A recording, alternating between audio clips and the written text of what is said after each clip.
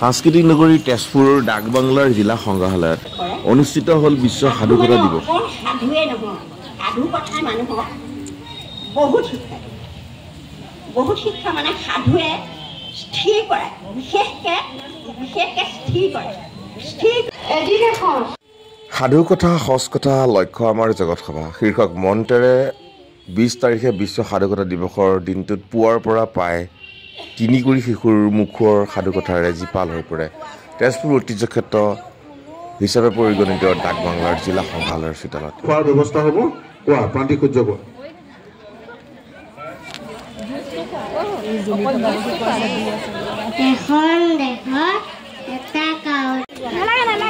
জিলা আয়ুক্ত অংকুৰ ভৰালী, আৰক্ষী অধীক্ষক বৰুণ পুৰকায়স্থৰ লগতে তেজপুৰৰ বিশিষ্ট পুৰাতত্ত্ববিদ ডক্টৰ সতীশ চন্দ্ৰ ভট্টাচাৰ্য, বিশিষ্ট শিক্ষাবিদ ডক্টৰ ভুৱনেশ্বৰ চহৰীয়া, শোণিতপুৰ জিলা সাহিত্য সভাৰ প্ৰাক্তন সভাপতি ডক্টৰ ভূপেন শইকীয়া, বিশিষ্ট বুৰঞ্জী লেখক ভুৱন চন্দ্ৰ গগৈ, প্ৰবীণ শিশু সাহিত্যিক তথা সদৌ অসম মইনা পাৰিজাতৰ অন্যতম ভূতা প্ৰবীণ গগৈ, কেইবাগৰাকীও আইতা আৰু বিশিষ্ট ব্যক্তিৰ উপস্থিতিত মনোৰম অনুষ্ঠানটিত তেজপুৰ থিয়েটাৰ একাডেমীৰ কণ কণ শিশু শিক্ষাৰ্থীসকলে লক্ষ্মীনাথ বেজবৰুৱাৰ বুঢ়ী আইৰ সাধুৰ প্ৰখ্যাত সাধু তেজীমলা, তোলা আৰু তেজা আৰু গৰখীয়া আৰু বাঘৰৰ লগতে বুঢ়া বুঢ়ী শিয়াল সাধুৰ ওপৰত চুটিনাট পৰিৱেশন কৰি সমগ্ৰ অনুষ্ঠানটি মধুময় কৰি তোলে।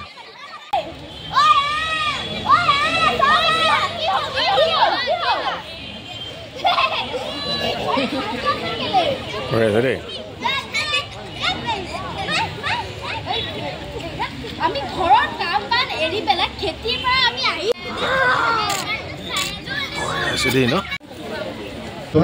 তোমালোকক ৰাখা আৰক্ষী অধীক্ষক চাই তোমালোকক ক'ব বিভাগ গৈ তোমালোকক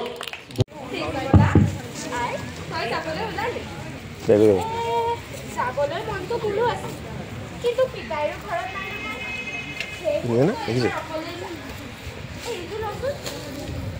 বিয়াত পিন্ধিবলৈ মই কাপোৰটো বান্ধি দিছোঁ।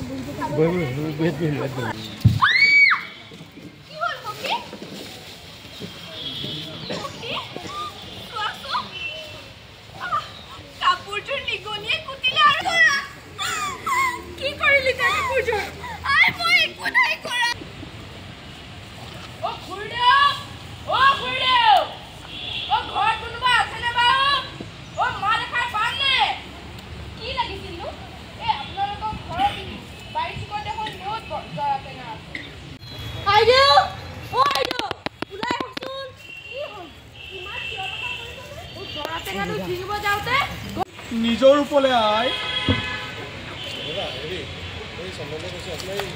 তেজীমলা মোক ক্ষমা কৰ তেজীমলা, মইতো তাইৰ লগত অকলে এৰি থৈ যাবই নালাগিছিল।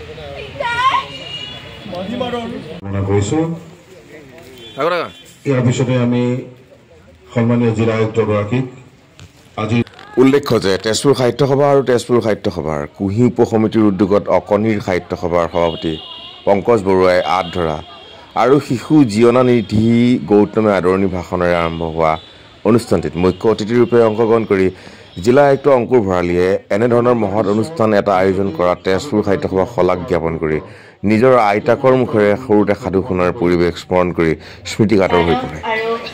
সভাপতি মহোদয়, জিলা আয়ুক্ত মহোদয়, সন্মানীয় সুধীবৃন্দ আৰু মৰমৰ আইতা আৰু বন্ধু বান্ধৱীসকল, এই সাধুৰ পাছত আইতাসকলৰ মুখত যে ইমান ভাল লাগে। সাধু লোক সাহিত্যৰ এক অবিচ্ছেদ্য অংগ। মানুহৰ মুখে মুখে বা আইতাসকলৰ মুখে মুখে বাগৰি অহা সাধু কথাবোৰেই হৈছে সাধু কথাৰ ৰচয়িতা। গতিকে অৰ্থাৎ সন্ত বা সাধুজনে দিয়া নীতি শিক্ষাবোৰেই হৈছে সাধু, যিবোৰ উপদেশ বা নীতি শিক্ষা পোনপটীয়াকৈ ছুইডেনত পালন কৰা হৈছিল। তাৰপিছত 2006 চনত বিশ্বৰ 25খন দেশে লগ হৈ এই 20 মাৰ্চৰ দিনটো বিশ্ব সাধুকথা দিৱস হিচাপে পালন কৰাৰ প্ৰথা আৰম্ভ কৰে। প্ৰতি বছৰে একোটা বিশেষ বিষয় দিয়া হয়। এতিয়া এই বছৰৰ বিষয় গভীৰ পানী। অসমীয়া সাহিত্যৰ সমাজত সবাতোকৈ জনপ্ৰিয় সাধুকথাৰ কিতাপখন হৈছে লক্ষ্মীনাথ বেজবৰুৱাৰ বুঢ়ী আইৰ সাধু। গতিকে আজি তেজপুৰ সাহিত্য সভাই কুহি উপসমিতিৰ উদ্যোগত আয়োজন কৰা সাধু শুনো আহক অনুষ্ঠানটিলৈ সকলোকে আদৰণি জনাইছোঁ। ধন্যবাদ। জিলা আয়ুক্ত অংকুৰ ভৰালী ডাঙৰীয়াক পদ্মজা কাশ্যপক শিশু এখন গামোচাৰে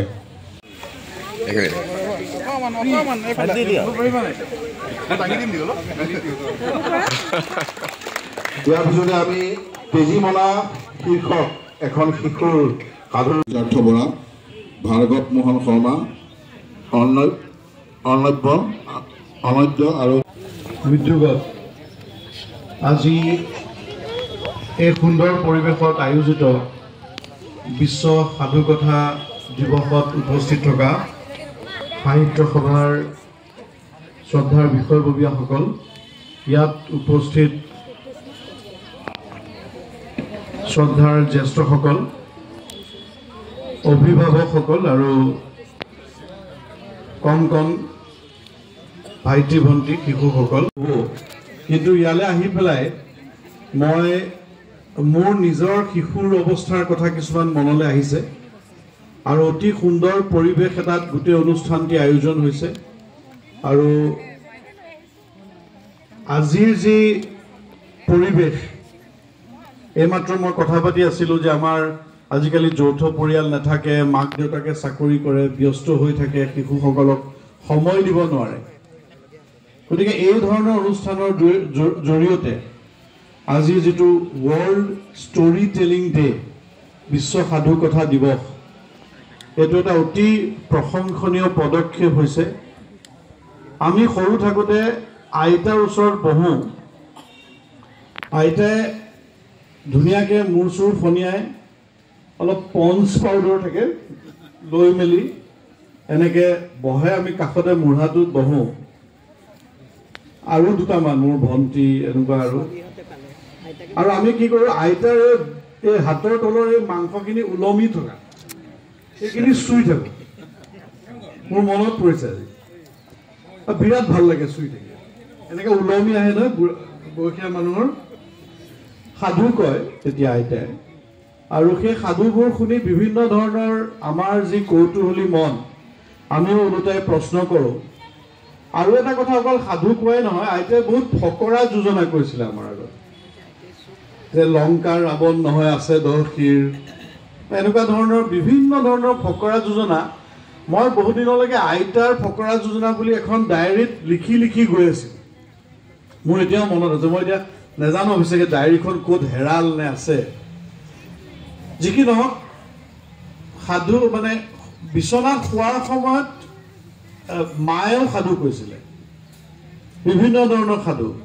আজিকালিতো তেনেকুৱা সাধু কোৱাই নহয়, মোবাইলটো লৈ পেলাই মানুহে বিচনাত পৰি থাকে। গতিকে এই কথাবিলাক সঁচাকৈ নষ্টালজিক হৈ যোৱা যায়, বা কথাবিলাক ভাবি মনটো ভালো লাগে, অলপ গধুৰো লাগে। দীঘলীয়া নকৰোঁ, মই অতি ভাল লাগিছে। আৰু এইমাত্ৰ কথা পাতি থাকোঁতে গম পালোঁ যে আজি ৱৰ্ল্ড স্পেৰ' ডে, বিশ্ব ঘনচিৰিকা দিৱস লগতে। গতিকে সেইটো এটা আমাৰ শিশুৰ কালৰ কথা। এজাক ঘনচিৰিকা ফুৰুককৈ এনেকৈ উৰি পেলাই গুচি যায়, এটা বিশেষ ধৰণৰ ভাল লাগে। কিন্তু আজিকালি তেনেকৈ এজাক ঘনচিৰিকা উৰি যোৱাটো হয়তো বহুদিন দেখা নাই। সকলোকে ধন্যবাদ জনাইছোঁ, কৃতজ্ঞতা জনাইছোঁ। অভিভাৱকসকলে যাতে অলপ অলপ সাধু ক'বলৈ আৰম্ভ কৰে। মায়ে কোৱা এটা সাধু মনলৈ আহিছে, যে এদিন কৃষ্ণ মাইনাই খেলি আছিলে তেনেকুৱাতে ডাঙৰ দৈত্য এটা আহিল। যেনেকৈ সুৰ লগাই পেলাই সাধুবিলাক কয়, সেই সাধু কোৱাটো এটা আৰ্ট আছিল। আৰু শুনি থাকোঁতে আমাৰ এনেকুৱা লাগে যেন আমি দেখি গৈছোঁ দৈত্যটো, আমি যেন কৃষ্ণক দেখি গৈছোঁ। তাৰপিছত একদম বগলী এটা হৈ গ'ল, কৃষ্ণই বগলীটো মুখখন ফালি দিলে। গতিকে এই কথাবিলাক ভিজুৱেলাইজ কৰিব পাৰি তেতিয়া। গতিকে পুনৰবাৰ সাহিত্য সভাৰ এই কুহি উপসমিতিৰ উদ্যোগত আয়োজিত এই অনুষ্ঠানটিত উদ্যোক্তাসকলক বিশেষভাৱে কৃতজ্ঞতা ধন্যবাদ জনাইছোঁ। আৰু যিসকলে ইয়াত উপস্থিত আহি এই অনুষ্ঠানটো সফল কৰিছে তেওঁলোকলৈও ধন্যবাদ জনাই মোৰ বক্তব্য সামৰণি মাৰিছোঁ। উল্লেখ্য যে যোগ প্ৰশিক্ষক নমিতা ডেকা লহকৰা আৰু মিনতী শৰ্মাই আইতাৰ বিশেষ অভিনয়েৰে খুন্দনত তামোল খুন্দি বিশেষ অভিনয়েৰে শিশুসকলক উদ্বুদ্ধ কৰা অনুষ্ঠানটিত শোণিতপুৰ জিলাৰ আৰক্ষী অধীক্ষক বৰুণ পুৰকায়স্থই শিশুসকলৰ সন্মুখত বুঢ়াত বহি এনে এটা অনুষ্ঠান অংশগ্ৰহণ কৰিবলৈ সৌভাগ্য হোৱাৰ কথা কৈ সাধুকথাৰ মহত্ব আৰু গুৰুত্বৰ প্ৰসংগৰে শিশুসকলক উদ্বুদ্ধ কৰি তোলে।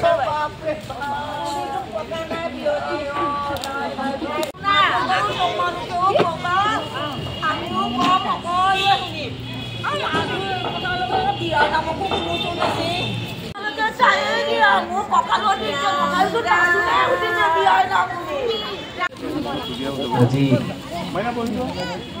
আমাৰ বিশ্ব সাধুকথা দিৱস উপলক্ষে মোৰ কণকণমানি ভাইটি ভণ্টিৰ মাজত থাকিবলৈ যিটো সুযোগ দিছে আমাৰ সাহিত্য সভা আৰু বিশেষকৈ আমাৰ পংকজ বৰুৱা ডাঙৰীয়া, তাৰ বাবে মই কৃতজ্ঞ হৈ থাকিম। তেখেতে যিষাৰ কথা কৈছে সেইষাৰ কথা সত্য। মই সচৰাচৰ বিভিন্ন ব্যস্ততাৰ মাজত পৰি সকলোবোৰ অনুষ্ঠানলৈ যাবলৈ সক্ষম নহওঁ, কিন্তু আজি মোৰ 10 মিনিটমান পাছতে VC এটা মই অলপ পলমকৈ জইন কৰিম বুলি ইয়াতে আহি উপস্থিত হৈছোঁ। আৰু মোৰ সৰু সৰু ভাইটি ভণ্টিৰ লগত বহি মই আজি বৰ আনন্দিত হৈছোঁ। আমাৰ সংস্কৃতি এই সৰু বয়সৰ পৰাই যদি আমাৰ কণ কণ ভাইটি ভণ্টিসকলে আয়ত্ব কৰিব পাৰে তেনেহ'লে আমাৰ সমাজ বহু দূৰলৈ আগবাঢ়িব আৰু নিশ্চয় আগবাঢ়িব। আমাৰ সাহিত্য সভা যিটো প্ৰচেষ্টা লৈছে তাই মই সহায় জনালোঁ আৰু আজিৰ অনুষ্ঠানত তোমালোকৰ মাজত থাকিব পাই বৰ আনন্দিত হৈছোঁ। আশা কৰিছোঁ যে তেওঁলোকক জনাইছে গোটেইখিনি কাহিনী ৰূপে সাধুকথা ৰূপে জুই একুৰা জ্বলাই চাৰিওফালে বহি তেনেকৈ সাধুকথা প্ৰাৰম্ভিক উৎপত্তি হ'ল আৰু তাৰ পৰাই ইংৰাজী শব্দ হিষ্ট্ৰী, যিটো আমি অসমীয়াত ইতিহাস বুলি কওঁ, সেইটোৰ উৎপত্তি। হিষ্ট্ৰী শব্দটো আহিছিলে হিজ এণ্ড হাৰ ষ্টৰী, অৰ্থাৎ মোৰ আৰু তোমাৰ কাহিনী। সেইটো পিছলৈ গৈ হিষ্ট্ৰী হ'ল। মোৰ তোমালোকলৈ এইটোৱে উদ্দেশ্য যে সাধুকথা পঢ়া বা তাক এনেকৈ পাঠ কৰা এই অভ্যাসটো নেৰিবা। সাধুকথাৰ মাধ্যমেৰে জীৱনৰ বহু সৰু সৰু জ্ঞান, অনুপ্ৰেৰণা এইবিলাক আমি বিচাৰি পাওঁ। মই পুনৰবাৰ আমাৰ সাহিত্য সভাসকলক কৃতজ্ঞতা জ্ঞাপন কৰিছোঁ আৰু বিশেষকৈ আমাৰ পংকজ বৰুৱা ডাঙৰীয়াক মোক ইয়াতে নিমন্ত্ৰণ কৰাৰ বাবে কৃতজ্ঞতা জ্ঞাপন কৰি মোৰ বক্তব্য ইয়াতে সামৰিছোঁ। ধন্যবাদ।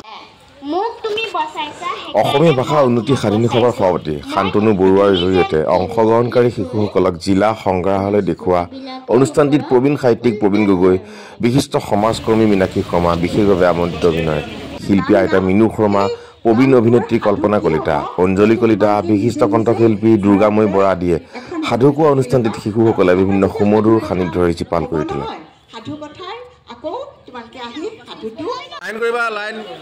লাইন কৰি আহা।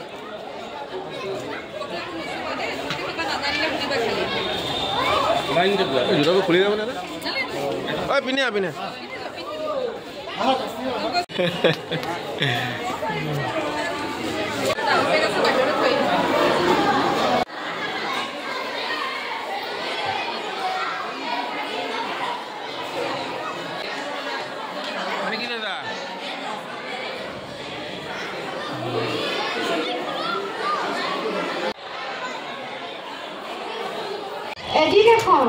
খেলটো নিশ্চয় কিবা এটা ভিতৰত দিছে। এনেকৈ গৈ পেলাই এটা গুৰ মাৰিলে ভাঙি দিলে। ভাঙাৰ পিছত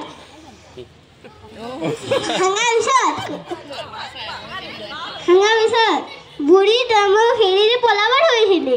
এতিয়া তোক মই খাম, খাবিতো খাবি, কিন্তু মই মৰাৰ পিছত এটা পুৰা জিন্দগী এটা নাচ শিকি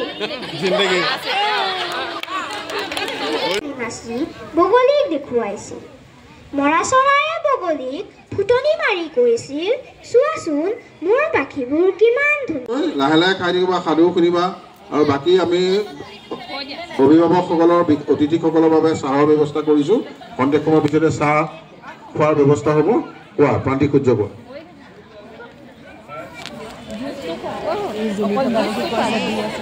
এখন দেশত এটা কাউৰী আছিল। সেই কাউৰীটো